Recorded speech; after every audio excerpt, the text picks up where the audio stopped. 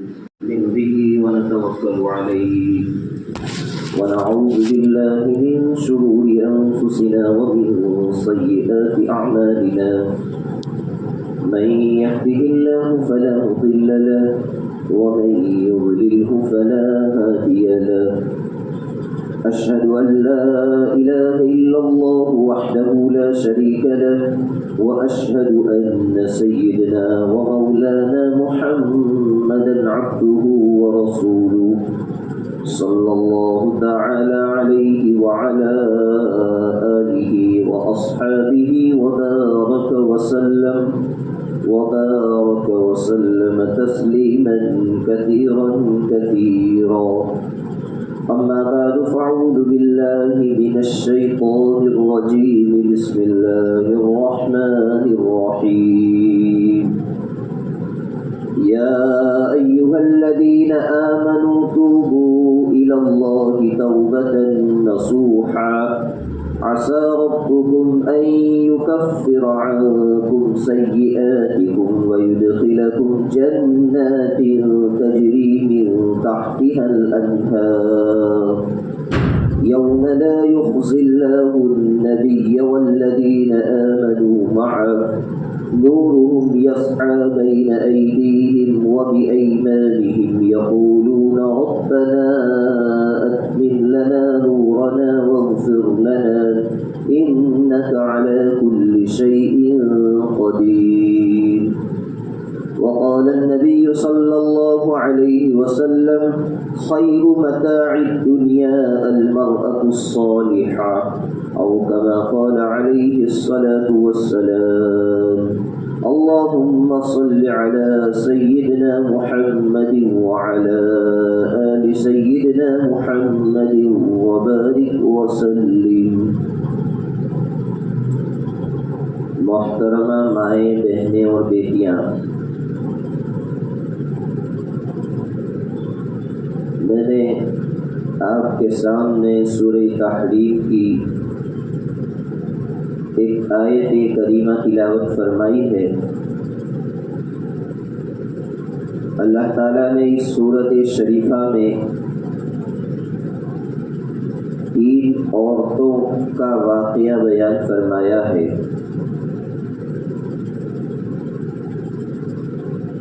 اللہ کے نبی صلی اللہ تعالی علیہ وسلم کی ازواج کا،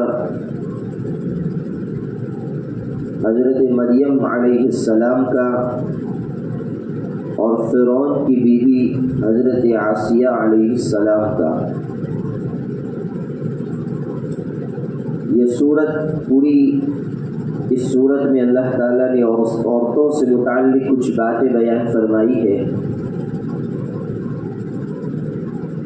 اس لیے میں نے مناسب سمجھا کہ اسی کا سہارا لیا جائے۔ سرکار دو عالم صلی اللہ تعالی علیہ وسلم کی عادت شریفہ تھی کہ عصر کی نماز کے بعد اپنی ازواج کے گھروں میں جاتے تھے۔ اللہ کے نبی علیہ السلام کی 11 بیویاں تھیں، تو عصر کے بعد ملاقاتیں چلتی تھی، صفیہ کے گھر، عائشہ کے گھر، زینب کے گھر، ام سلمہ کے گھر، ایسے باری باری سب کے گھروں میں جا کے خیر خیریت پوچھتے تھے۔ حضرت زینب رضی اللہ تعالی عنہ، یہ اللہ کے نبی علیہ السلام کی زوجہ مطہرہ ہیں۔ ان کی ایک عادت تھی کہ جب بھی عصر کے بعد اللہ کے نبی خیر خیریت پوچھنے کے لیے جاتے تھے تو شہد کا شربت پلاتی تھی۔ شہد جو ہوتا ہے، جس کو ہماری زبان میں ہم مڈ کہتے ہیں، مڈ، تو وہ مڈ ڈال کے شربت بناتی تھی اور پھر وہ شہد اور ہنی کا اور مڈ کا شربت پلاتی تھی۔ اس لیے کچھ وقت وہاں زیادہ بیٹھنا ہوتا تھا، چونکہ خیر خیریت پوچھتے تھے، جاتے تھے، پھر وہ ہنی کا شربت بناتی تھی تو کچھ دیر لگتی تھی۔ تو حضرت عائشہ اور حضرت حفصہ رضی اللہ تعالیٰ عنہ یہ دونوں بھی اللہ کے نبی کے ازواج میں سے ہیں اور امت کی مائیں ہیں۔ تو انہوں نے ایک پلاننگ بنائی۔ عصر کے بعد تو ایسے ہی وقت تھوڑا ہوتا ہے، وہ شہد کا شربت پلاتی تھی تو اللہ کے نبی کچھ زیادہ بیٹھتے تھے، تو ان دونوں سے دیکھا نہیں گیا۔ اصل میں سوکروں میں آپس میں ایسا چلتا ہے۔ تو انہوں نے مشورہ کیا کہ آج ہم ایک پلاننگ بنائیں گے کہ جو زینب شربت اللہ کے نبی کو پلاتی ہے، جب اللہ کے نبی وہ شربت پینے کے بعد ہمارے حجرے اور کمرے میں آئے تو ہم دونوں یوں کہیں گی کہ اللہ کے نبی آپ کے منہ سے بدبو آ رہی ہے، تو اللہ کے نبی وہ شربت پینا چھوڑ دیں گے۔ ایسی پلاننگ بنائی۔ چنانچہ عصر کے بعد اللہ کے نبی حضرت زینب رضی اللہ تعالیٰ عنہ کے روم سے وہ شربت پی کر کے آئے۔ پہلے حضرت عائشہ کے پاس آئے تو حضرت عائشہ نے بھی یوں کہا کہ اللہ کے نبی آپ کے منہ سے بدبو آ رہی ہے۔ حضرت حفصہ نے بھی یوں فرمایا کہ اللہ کے محبوب آپ کے منہ سے بدبو آ رہی ہے۔ اللہ کے نبی نے فرمایا میں نے تو شہد کا شربت پیا ہے، اس میں کیسی بدبو؟ شہد میں تو بدبو نہیں ہوتی۔ حالانکہ اللہ کے نبی صلی اللہ تعالی علیہ وسلم کا معمول تھا کہ لہسن اور کچی اور پکی دونوں پیاز کبھی زندگی بھر نہیں کھائی، کیونکہ پیاز کھانے کی وجہ سے منہ میں بدبو آتی ہے، لہسن کھانے کی وجہ سے منہ میں بدبو آتی ہے۔ اللہ کے نبی صلی اللہ علیہ وسلم بدبو سے بہت احتراز کرتے تھے کہ منہ سے کوئی بدبو آئے، ایسی چیز اللہ کے نبی کبھی تناول نہیں فرمایا کرتے تھے۔ تو بڑا فکر سوار ہوا ہے اللہ کے محبوب صلی اللہ تعالی علیہ وسلم کو کہ میرے منہ سے بدبو آ رہی ہے اور جبرائیل امین کبھی بھی میرے پاس آ سکتے ہیں۔ حضرت جبرائیل علیہ السلام اللہ تعالیٰ کا سندیشہ اور میسیج اور پیغام لے کر کے اللہ کے محبوب کے پاس آیا کرتے تھے، اور فرشتوں کو تو بدبو سے بہت نفرت ہوتی ہے۔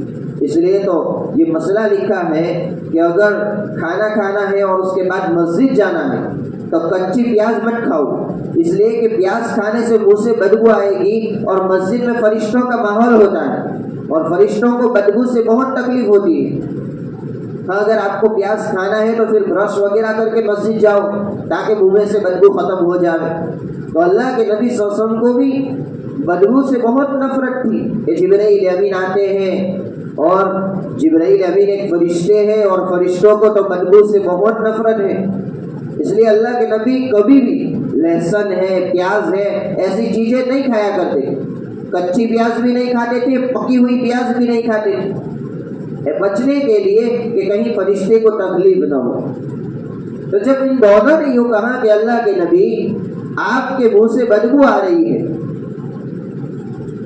تو اللہ کے نبی صلی اللہ علیہ وسلم نے اس وقت قسم کھا لی، اور قسم کھا کر کے یوں کہا کہ اب میں کبھی شہد کا شربت نہیں پیوں گا۔ حالانکہ وہ تو ایک پلاننگ بنائی گئی تھی کہ اللہ کے نبی شہد کا شربت پینا چھوڑ دے، ادھر اللہ کے نبی نے قسم کھا لی کہ اب میں شہد کا شربت نہیں پیوں گا۔ تو فوراً قرآن اترتا ہے، یا ایھا النبی لم تحرم ما احل اللہ لک، اے میرے محبوب، اے اللہ کے نبی، اللہ تعالیٰ یوں کہتے ہیں اے اللہ کے محبوب، اے اللہ کے نبی، ہم نے آپ کے لیے جو چیز حلال بنائی ہے اس کو آپ اپنے اوپر حرام کیوں کرتے ہیں؟ نہ پینے کی قسم کیوں کھاتے ہیں؟ شہد اور مہر تو آپ کے لیے اللہ نے حلال فرمایا ہے، وہ صحت کے لیے اچھا ہے، بہت ساری بیماریوں کی شفا ہے شہد میں، آپ اپنے اوپر ایسی چیز حرام کیوں کرتے ہو جو اللہ نے آپ کے اوپر حلال کی ہے؟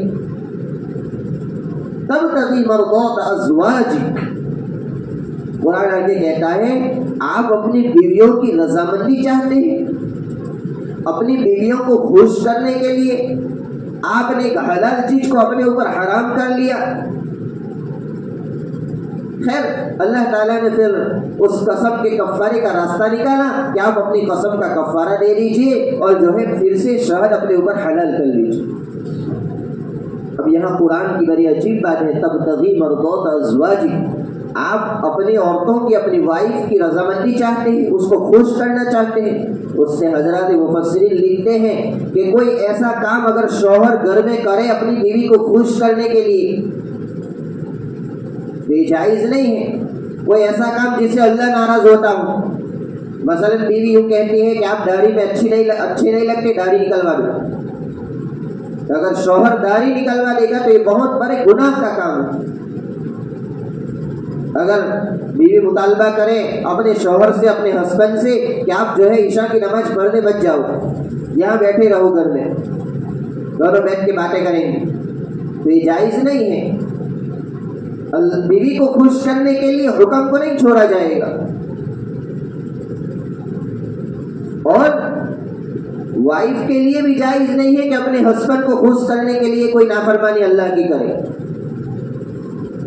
مثلا شوہر مطالبہ کر رہا ہے کہ بھائی تم سر کے اوپر دوپٹہ ڈالتی ہو تو اچھی نہیں لگتی، اب دوپٹے کے بغیر تم پھرنا اور گھومنا، تم بال کھلے کر کے گھومنا. بال عورت کے لیے سطر میں داخل ہے. عورت اپنا ایک بال بھی کسی کو نہیں دکھا سکتی ہے. بال جو ہے نا وہ عورت کا ایک پرائیویٹ پارٹ شمار ہوتا ہے، سطر شمار ہوتا ہے. اور احتیاط کی ضرورت ہے کہ جب بھی ہم باہر نکلے، گھر سے باہر نکلے، تو اپنے بالوں کو سمیٹ کر برابر اس کو چھپانے کی کوشش کرے کہ کسی غیر محرم کی نظر میرے بالوں کے اوپر نہ پڑ جائے.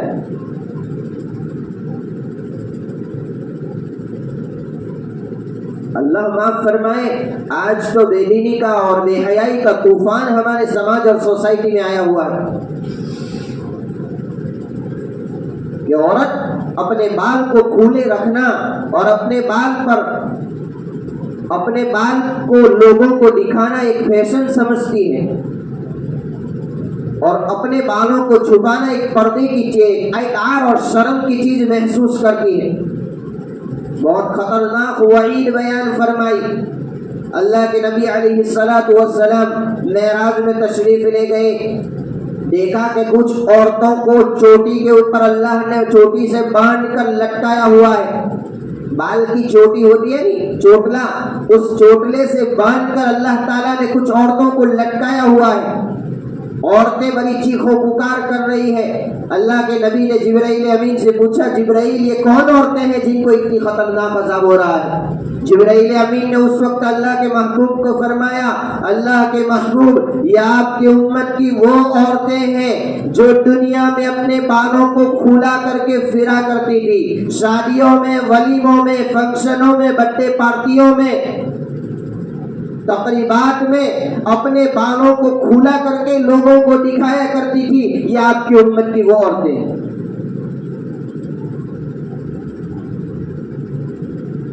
اس لیے اگر آپ کے گھر میں آپ کا شوہر آپ سے مطالبہ کر رہا ہے تو صرف گھر میں اجازت ہے. گھر میں اس کو خوش کرنے کے لیے آپ اپنے بالوں کو کھلا رکھ سکتی ہیں،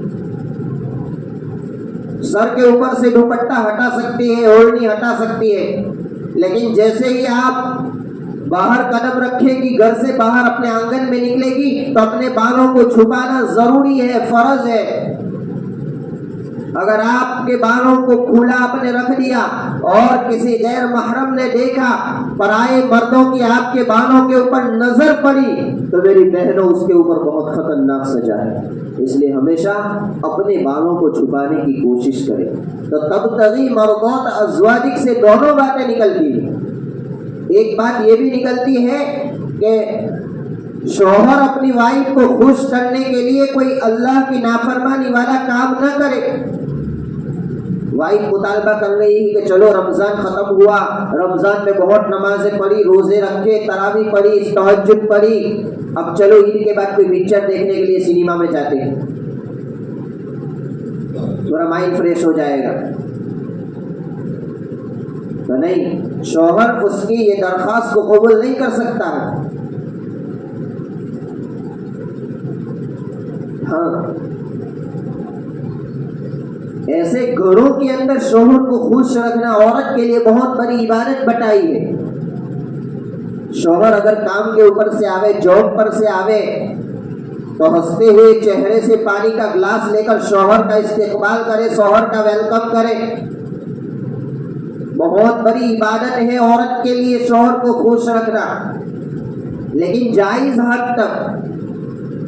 جہاں شریعت کی باؤنڈری اوور ہو رہی ہو، جہاں شریعت ٹوٹ رہی ہو، شریعت کا حکم چھوٹ رہا ہو، وہاں پھر شوہر کو خوش کرنے کی ضرورت نہیں ہے. وہاں یہ سوچے کہ شوہر سے زیادہ مجھے میرے اللہ کو خوش کرنا ہے، کہیں شوہر کو خوش کرنے میں میرا اللہ مجھ سے ناراض نہ ہو جائے.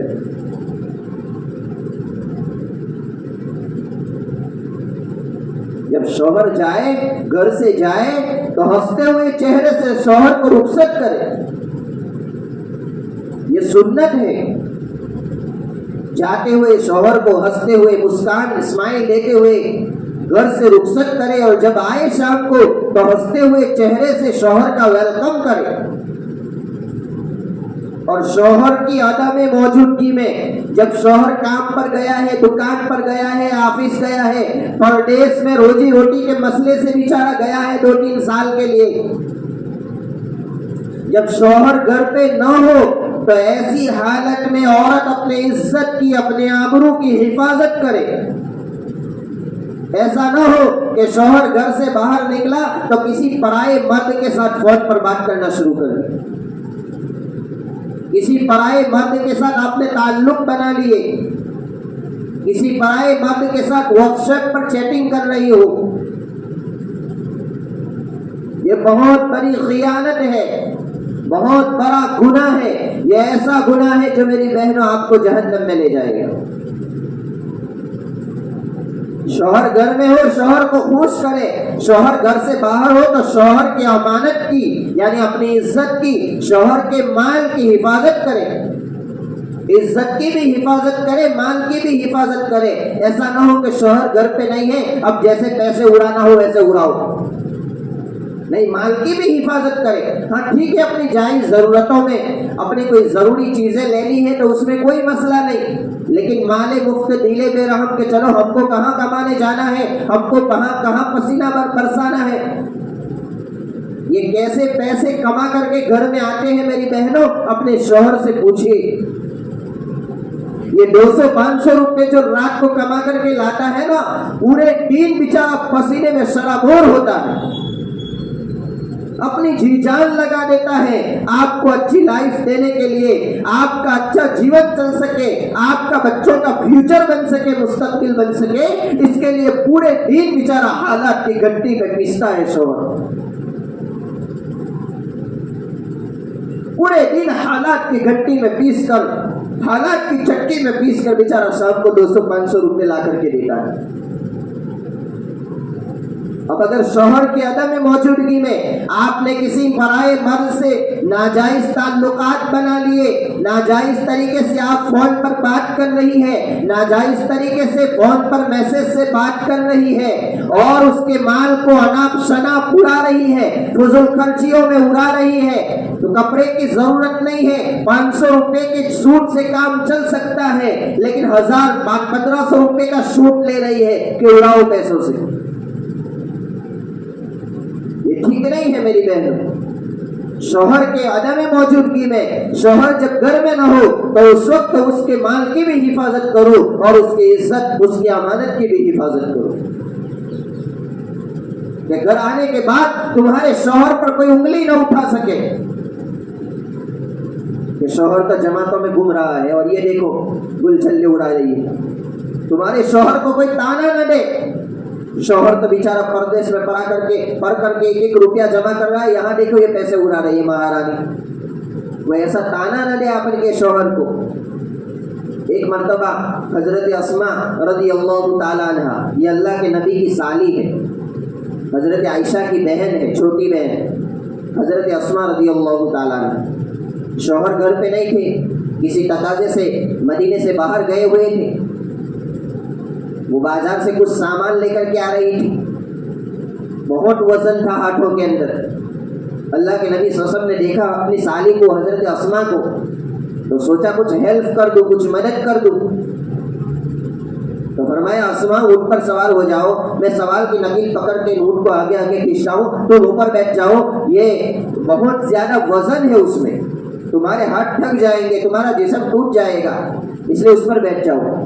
حضرت اسماء نے منع کر دیا، حالانکہ اللہ کے نبی صلی اللہ علیہ وسلم جیسی ذات اقدس ہے، آج تک دنیا میں اللہ نے جتنے انسان پیدا فرمائے ان تمام انسانوں میں کوئی سب سے زیادہ پاکیزہ ہے تو وہ اللہ کے نبی کی ذات اقدس ہے. لیکن حضرت اسماء نے انکار کر دیا کہ نہیں اللہ کے نبی میں چل کر کے آ رہی ہوں، آپ جائیے. جب حضرت زبیر گھر پہ آئے ان کے شوہر حضرت اسماء کے شوہر، تو حضرت اسماء نے پوری کارگزاری سنائی. ایسا ہوا تھا، میں سامان لے کر کے آ رہی تھی، سامان مجھ سے اچکا نہیں جا رہا تھا، اللہ کے نبی صلی اللہ علیہ وسلم نے مجھے مطالبہ کیا کہ بیٹھ جاؤ ان کے اوپر، میں تمہیں گھر چھوڑ دیتا ہوں. میں نے منع کر دیا. تو حضرت زبیر نے فرمایا کیوں ایسا کیا، بیٹھ جانا چاہیے. تو حضرت اسماء نے اس وقت بڑی عجیب بات فرمائی تھی، میں بیٹھ جاتی، میرا جی چاہتا تھا، میرے ہاتھ ٹوٹ رہے تھے، میرا بدن ٹوٹ رہا تھا، مجھ سے سامان نہیں اچکا جا رہا تھا، میں چاہتی تھی کہ بیٹھ جاؤں، لیکن میں اس لیے نہیں بیٹھی کہ کل آپ کی عزت کے اوپر کوئی حملہ نہ کرے، کل آپ کو کوئی تانا نہ دے کہ شوہر تو جماعتوں میں دین کے کام کے لیے باہر گھومتا ہے اور دیکھو عورت دوسرے کے محتاج بن کر کے بیٹھی ہوئی. اس لیے میرے محبوب، میرے سرتاج اور میرے شوہر آپ کی عزت کو بچانے کے لیے اور آپ پر آنے والے تانے کو بچانے کے لیے میں نے ان پر بیٹھنا چھوڑ دیا.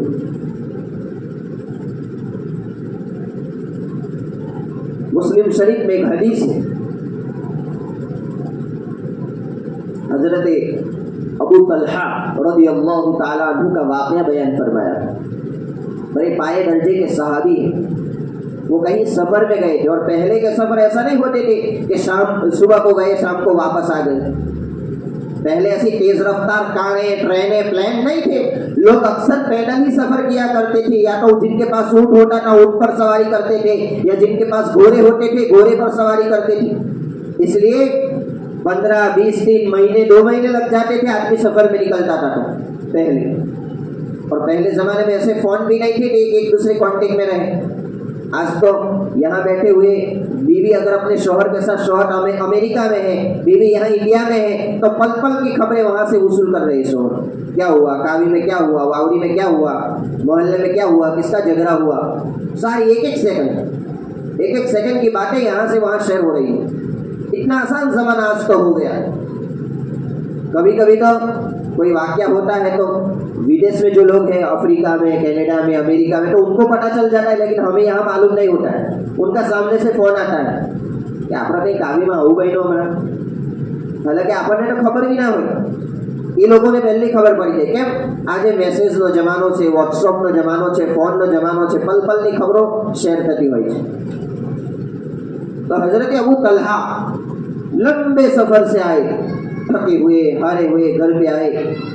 حالانکہ ان کے آنے سے پہلے ان کے گھر میں ان کے بیٹے کا انتقال ہو گیا ہے. ابو طلحہ گھر میں آئے، اس سے کچھ دیر پہلے ان کے بیٹے کا انتقال ہو گیا. گھر میں بیٹے کا جنازہ رکھا ہوا ہے، بیٹے کی لاش رکھی ہوئی ہے. حضرت ابو طلحہ گھر آئے، بڑی شاندار طریقے سے بیوی نے استقبال کیا، اچھا کھانا پکایا، کھانا کھلایا، بیٹھ کے باتیں کی، رات میں آرام فرمایا. حالانکہ یہ ساری چیزیں کر رہے ہیں تو بیٹے ایک روم کے اندر بیٹے کی لاش رکھی ہوئی ہے، مرا ہوا بیٹا گھر میں پڑا ہوا ہے.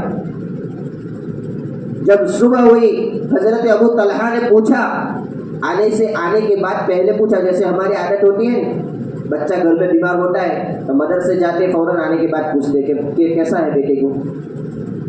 ہر آدمی پوچھتا ہے، بیٹے کی فکر ہوتی ہے، بیٹی کی فکر ہوتی ہے. گھر میں بچہ بیمار ہوتا ہے تو زیادہ ٹینشن ہوتا ہے. بڑے بیمار ہوتے ہیں جتنا ٹینشن نہیں ہوتا اتنا ٹینشن بچے بیمار ہوتے ہیں تو آدمی کو ہوتا ہے. فوراً فون کر کے پوچھتا ہے کیسا ہے، اب الٹیاں ہو رہی تھی بند ہوئی کہ نہیں ہوئی، ڈسٹنگ ہو رہی تھی بند ہوئی کہ نہیں ہوئی. تو ابو طلحہ نے بھی آ کر پوچھا کہ وہ ہمارا بیٹا جو بیمار تھا اس کی کیا حالت ہے.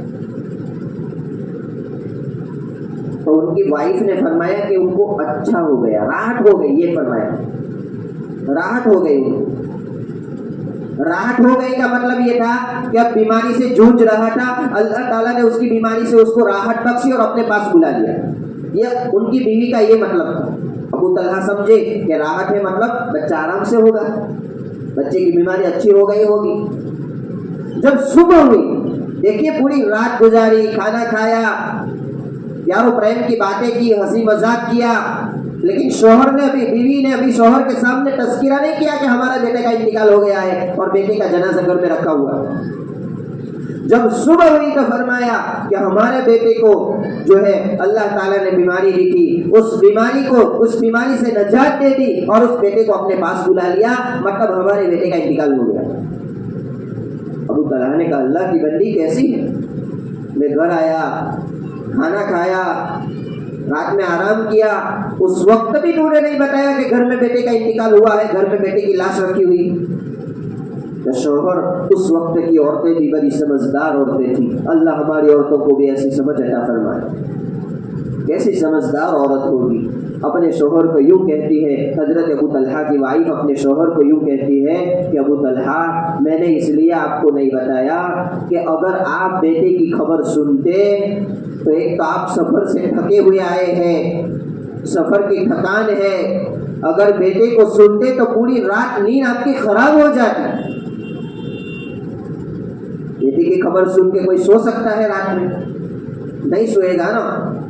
इसलिए मैं आपके सामने ऐसा बता देती कि हमारे बेटे का इंतकाल हो गया है, तो आप पूरी रात सो नहीं पाते। एक तो ऐसे ही थके हुए हैं, दूर दराज के सफ़र से आए हुए हैं, इसलिए मैंने आपके सामने उसका तज़किरा नहीं किया। अल्लाहु अकबर, कितनी समझदार, कुर्बान जाए हजरात सहाबियात की उन समझ पर। आजकल तो कैसा माहौल है, मैं अक्सर मस्तूरात के बयान में कहता हूँ, बेचारा शौहर काम के ऊपर सुबह से गया है, शाम को आता है दुकान से, ऑफिस से, खेत से, एक तो ऐसे ही बेचारा थका हुआ है, न जाने कितनों के साथ मगजमारी करके घर पे आया हुआ है, कितनों की गालियां खा करके घर पे आया हुआ है, कितनों के धक्के खा खा करके वो बेचारा 500-200 रुपए कमा करके घर लाया है। पूरे दिन का थका हुआ, चेहरे पर थकान के असरात मालूम हो रहे हैं, बदन बड़ा गंदा है, कपड़े मैले हैं। अभी तो बेचारा शौहर घर में कदम रखता है कि बीवी की बकवास शुरू हो जाए। આજે તો આપણા મમ્મતે આવું કર્યું, વાત જ છોડો, બહુ આપતા પાડી, બહુ પરેશાન કર્યા, કાલે તમે રાખજો यार, है कि नहीं मेरी बहन? ऐसा होता है। बेचारा थका हुआ घर पे आया हुआ है, लेकिन अभी तो आया कि कैसे शुरू हो गई। अगर पूरे दिन में कोई झगड़ा हुआ है नरन के साथ, जेठानी के साथ, देरानी के साथ, वो सारी अभी तक घर में कदम रखा है। આજે જોયું તમારી ભાભી हमारी हाथे હું કર્યું थे, તમારા ભાई हमारी हाथे હું કર્યું थे, पूरे दिन की कैसे सुना रही है औरत। बेचारा शौहर थका हुआ आया है, उसको भी गुस्ल करना है, उसको कपड़े चेंज करना है, अभी तो उसने राहत की सांस भी नहीं ली, बेचारा घर में कदम रखा है कि औरत की बकवास शुरू हो जाए।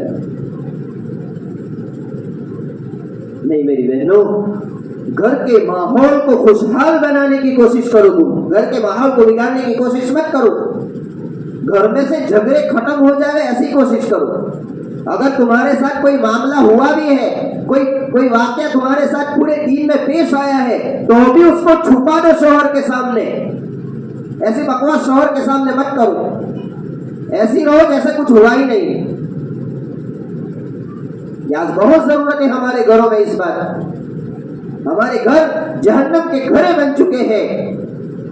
अगर तुम्हारा सही रवैया होता, अगर तुम्हारा सही रवैया होता, और अगर तुम सही माने में शौहर की मोहब्बत तुम्हारे दिल में होती, और सही माने में अगर तुम अपने हस्बैंड को और शौहर को खुश करना चाहती, तो ये सारे दिन की कैसेट अपने शौहर को सुना करके मायूस न करते। हाँ, घर में प्यार और प्रेम की फिजाएं बनाओ। आज तो हर उगने वाला सूरज एक नया झगड़ा लेकर के हमारे घर में आता है। कभी सास बहू का झगड़ा, कभी देरानी जेठानी का झगड़ा,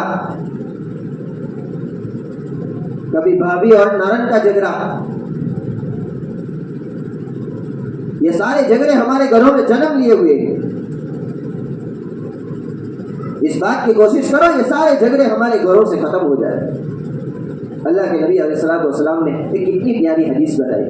फरमाया, शौहर और बीवी बिस्तर पर सोए हुए हैं, फजर की नमाज का वक्त हुआ, तो बीवी अपने शौहर को जगाने के लिए हाथ पर कुछ हल्का सा पानी लेती है। उसका मतलब ये नहीं कि पूरा गिलास डाल देने का, ورنہ میرے گھر میں جھگڑا آئے گا. یار مول صاحب نے بیان میں کہا تھا صرف ہاتھ گیلا کرنا ہے, تھوڑا سا ہلکا سا پانی لینا ہے, اور وہ عورت اپنے ہاتھ پر ہلکا سا پانی لے کر اپنے چہرے کے, اپنے شوہر کے چہرے پر چھڑکتی ہے, اور چھڑکتے ہوئے یوں کہے کہ میاں اٹھ جاؤ, فجر کی نماز کا وقت ہو چکا ہے. تو حدیث پاک میں اللہ کے نبی نے فرمایا ضحک اللہ, بیوی کی اس حرکت پر اللہ بھی ہنستے ہیں, اللہ خوش ہوتے ہیں کہ دیکھو کتنی نیک عورت ہے, کتنے پیارے انداز سے اپنے شوہر کو جگا رہی ہے فجر کی نماز کے لیے. اس کی الٹا بیوی سوئی ہوئی ہے, شوہر جاگ گیا, اس نے بھی ایک ہلکا سا پانی لے کر اپنی بیوی کے چہرے کے اوپر مارا اور یوں کہا چلو فجر کی نماز کا وقت ہو چکا ہے, میں بھی مسجد میں نماز پڑھنے کے لیے جا رہا ہوں, تم بھی اٹھ کر کے بچوں کو بھی اٹھاؤ, امی ابو کو بھی اٹھاؤ اور نماز پڑھ لو فجر. اس پر بھی اللہ خوش ہوتے ہیں, اللہ خوش ہوتے ہیں بہنوں. تو گھروں میں کیسی پیار اور پریم کی فضائیں بنے گی, گھروں سے جھگڑے دور ہوں گے, گھروں میں پیار اور پریم کی فضائیں قائم ہوگی.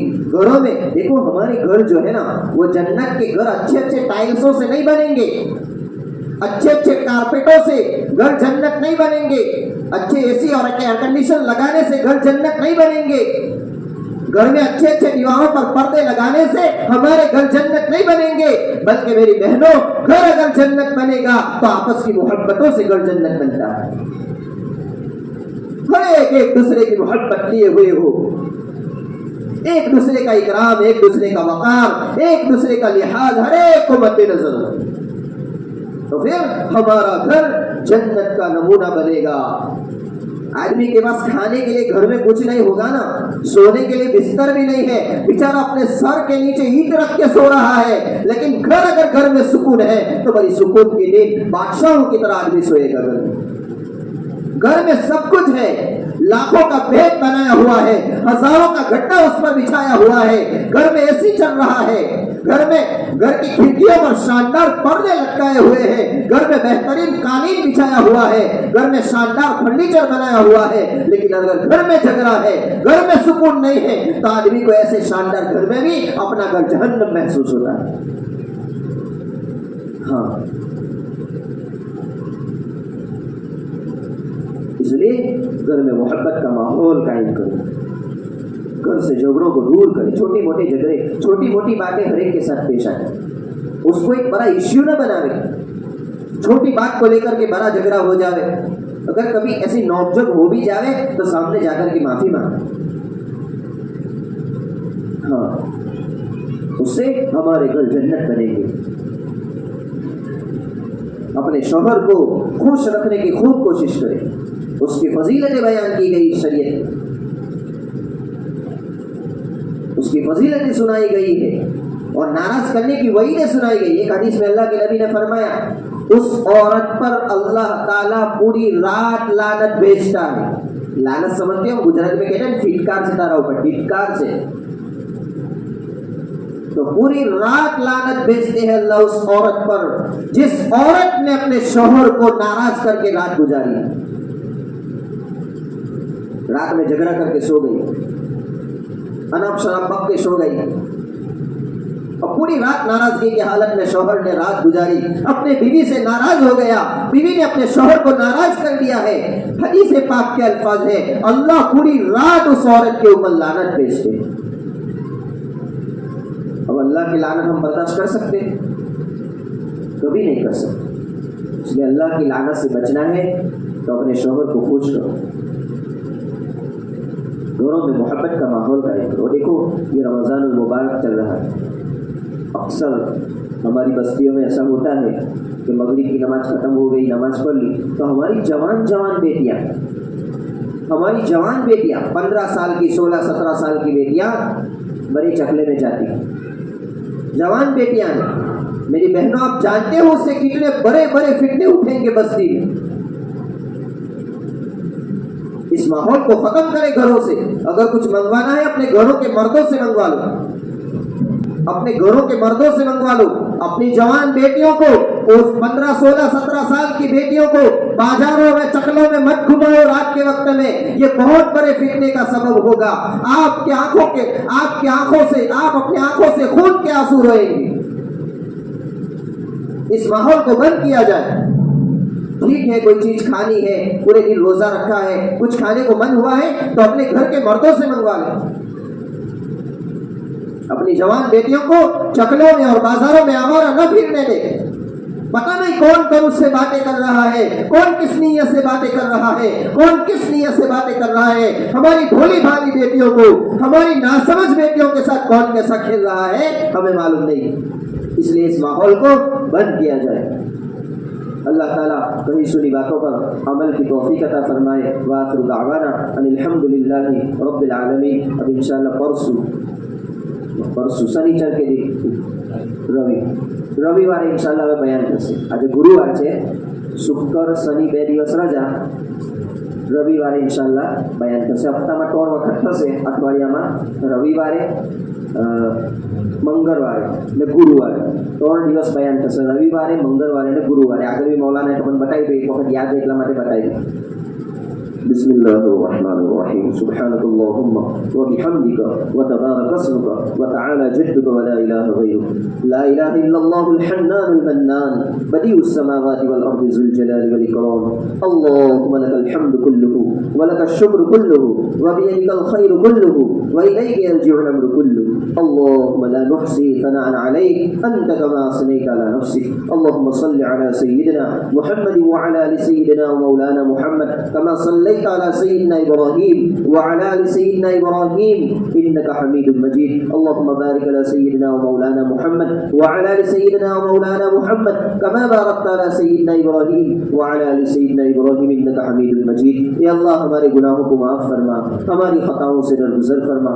مولا یہ ہماری مائیں بہنیں اور بیٹیاں محض تجھے راضی کرنے کے لیے، دین کی بات سننے کے لیے حالانکہ روزہ رکھا ہوا ہے، گھر میں نہ جانے کتنے کتنے کام ہوں گے، اپنے کاموں کو چھوڑ کر محض 1 گھنٹہ تجھے راضی کرنے کے لیے، تیرے اور تیرے نبی کی باتیں سننے کے لیے آئی ہیں۔ یا اللہ ان کا آنا قبول فرما دے، یا اللہ ان کا آنا ان کی نسلوں میں ہدایت کا ذریعہ بنا دے، ان کا آنا ان کے گھروں میں سکون کا ذریعہ بنا دے۔ یا اللہ ان کے آنے کی برکت سے ان کو 5 وقتہ نماز کی پابند بنا دے، شریعت و سنت کی پابند بنا دے۔ یا اللہ یہ رمضان المبارک کا مہینہ چل رہا ہے، دن بنتے جا رہے ہیں، آج تیسرا دن ہے رمضان المبارک کا۔ مولا رمضان تو کئی آئے اور چلے گئے، مولا اس رمضان کو ہماری زندگی میں انقلاب اور تبدیلی کا ذریعہ بنا دے۔ یہ رمضان ہمیں 5 وقت کی نماز کا بنا کر کے چھوڑے، یہ رمضان ہمیں تیرے نبی کے طریقوں سے محبت کرنے والا بنا کے چھوڑے۔ اے اللہ ایسے فیصلے فرما دے، یہ رمضان ہمیں صحیح معنی میں مسلمان بن کر کے جاوے، صحیح معنی میں مسلمان عورت بنا کر کے جاوے۔ اے اللہ ایسے فیصلے فرما دے۔ مولا ہمارے تمام بیماروں کو شفا کاملہ دائمہ تامہ مستمر عاجلہ عافیت کے ساتھ عطا فرما دے۔ ہمارے بیچارے کئی لوگ بیمار ہیں جو بھی بستروں میں آخری سانسیں گن رہے ہیں، مولا ان تمام بیماروں کے لیے خیر کے فیصلے فرما دے، تمام بیماروں کو شفا کاملہ دائمہ تامہ مستمر عاجلہ عافیت کے ساتھ عطا فرما دے۔ خصوصاً ہمارے حضرت مولانا حمزہ صاحب بالا جن کو کافی چوٹیں آئی تھی، جن کا ابھی آپریشن ہوا ہے، مولا ان کو جلد سے جلد شفا کاملہ عطا فرما دے، ان کا جلد سے جلد ان کو شفا عطا فرما دے۔ یہ اللہ ان کی چوٹ اور ان کے حادثے کو ان کے لیے رفع درجات اور کفارہ ذنوب کا ذریعہ بنا دے۔ اس طریقے سے بہت سارے لوگوں نے دعا کے لیے کہا ہے، جب بھی ملتے ہیں بیچارے دعا کی درخواست کرتے ہیں، تمام کے جائز مقاصد کو پورا فرما دے، تمام کو مقاصد حسنہ میں کامیابی عطا فرما دے۔ یہ اللہ جو بھی اولاد ہے ان کو نیک صالح خوبصورت اور خوبصورت اولاد عطا فرما۔ جو بے جوڑ ہے بیچارے کئی جوان بیٹیاں اور جوان بیٹے بغیر بیاہ گھر پہ ہیں اور ماں باپ انتظار کر رہے ہیں، کوئی اچھا رشتہ آئے گا تو اس کو شادی کے بندھن میں باندھ دیں گے۔ مولا ان تمام نوجوان لڑکیوں اور لڑکیوں کے لیے بہترین رشتے کا انتظام فرما دے، بہترین رشتے کا انتظام فرما دے۔ جو بے گھر ہیں بیچارے سالوں سے کرائے کے گھر میں رہ رہے ہیں اور کرایہ بھر بھر کر ان کے دہری اور سر کے بعد سفید ہو چکے ہیں، یا اللہ ان کو خود کا ایک وسیع مکان عطا فرما، عافیت والا سہولت والا گھر کا مالک ان کو بنا۔ مولا آنے والی آفتیں بلائیں مصیبتیں بیماریاں ناگوار حالات ناگہانی حادثات سے ہماری حفاظت فرما مولا تو ہمیں حفظ و امان میں لے لے واللہ خیر الحافظ وهو ارحم الراحمین تو بہترین حفاظت کرنے والا ہے سب سے بہتر حفاظت تو ہماری تو ہی کر سکتا ہے مولا ہر قسم کے بخار سے ہر قسم کے درد سے ہر قسم کے نقاہت و کمزوری سے مولا ہماری حفاظت فرما روزوں کے ذریعہ ہونے والی کمزوری سے ہماری حفاظت فرما مولا اس روزے کی برکت سے ہماری مغفرت فرما مولا روزہ رکھ کر کے ایک ایمان والا تجھے راضی کرنے کے لیے پورا دن بھوکا پیاسا رہتا ہے بیچارے کی دوپہر کے وقت میں حالت بہت خراب ہو جاتی ہے کمزوری محسوس ہوتی ہے زبان سوکھ جاتی ہے گلا سوکھ جاتا ہے اے ساتوں آسمانوں کو بغیر ستون کے تھمانے والے خدا تجھے اس روزے کا واسطہ امت کے حال پر رحم فرما دے آج امت بدحالی کی شکار ہو چکی ہے اور یہ ساری بدحالی ہماری بے دینی کی وجہ سے ہے ہمارے اندرونی حالات ہے ہمارے بیرونی حالات ہے ملکی ملی سماجی سیاسی ہر اعتبار سے حالات کے شکار بن چکے ہیں مولا تمام حالات کو سازگار فرما دے ایمان والوں کی حفاظت فرما دے یا اللہ ایمان کی ایمان والوں کی عقائد کی اعمال کی حفاظت فرما دے مولا اسلام کو نشأت ثانیہ عطا فرما دے چہارداں کے عالم میں اسلام کا ڈنکا بجا دے خصوصاً فلسطین کے مسلمانوں کے ساتھ تیری مدد کو شامل حال فرما غزہ اور حماس کے مسلمان قبل اول کی حفاظت کرنے کے لیے معصوم بچوں کی قربانیاں دے رہے ہیں ایک باپ اپنے کئی معصوم بیٹوں کو دفن کر چکا ہے کفن میں لپیٹ رہا ہے مولا ہم یہاں غفلت کی زندگی گزار رہے ہیں وہ اپنی جان کی بازی لگا رہے ہیں مولا ان مسلمانوں کے ساتھ تیری مدد کو شامل حال فرما ان غاصب اور ظالم یہودیوں کو اور اسرائیل کو زمین میں ڈسا دے ان کو لقور کینسر کی خطرناک بیماریوں کا نشانہ بنا کر گل کر اور سر کر ان کو موت کے گھاٹ اتار دے جہاں بھی کہیں پورے عالم میں مسلمان پریشانی کی حالت میں ہو تمام کی پریشانیوں کو دور فرما دے تمام کے حالات کو سازگار فرما دے ہماری اولاد کو عقائد حقہ علم نافعہ اخلاق فاضلہ اور اعمال صالحہ کی دولت سے مالا مال فرما دے ہماری اولاد کی بری عادات و اطوار سے برے کردار و گفتار سے برے اخلاق سے بری صحبت میں رہ کر برے اثرات کو لینے سے اور باطل کا نشانہ بننے سے ہماری اولادوں کی حفاظت فرما دے مولا ہم کیسے اپنی جوان بیٹیوں کی حفاظت کریں زمانہ بہت خطرناک ہے ماحول بہت خطرناک ہے ہر ایک اچکنے کی کوشش کر رہا ہے ہماری جوان بیٹی کو ورگلانے کی کوشش کر رہا ہے مولا پھر اپنی شان ربوبیت سے